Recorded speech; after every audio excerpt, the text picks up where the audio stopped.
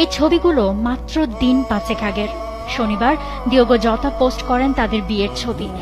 5 দিন পর আজ তিনি নিজেই হয়ে রইলেন শুধুই ছবি। এক মর্মান্তিক সড়ক দুর্ঘটনায় মারা গেলেন লিভারপুল ফরওয়ার্ড দিয়েগো জতা। বুধবার রাত থেকেই অনেক ইউরোপিয়ান সংবাদ মাধ্যমে চাওয়ার হয় জতার দুর্ঘটনার খবর।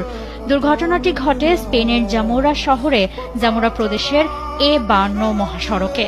28 বছর বয়সী পর্তুগিজ ফুটবলার তার ভাই আন্দ্রেকে নিয়ে ল্যাম্বরগিনি চালাচ্ছিলেন। অন্য একটি গাড়িকে ওভারটেক করতে গিয়ে গাড়িটি নিয়ন্ত্রণ হারিয়ে রাস্তা থেকে ছিটকে পড়ে।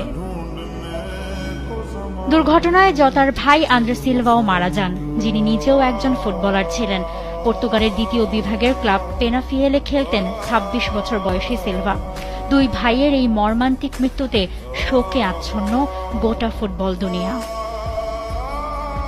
2019-এ আরেক স্প্যানিশ ফুটবলার হোসে আন্তোনিও রেসও একইভাবে ওভার স্পিডের কারণে গাড়ি দুর্ঘটনায় মারা যান।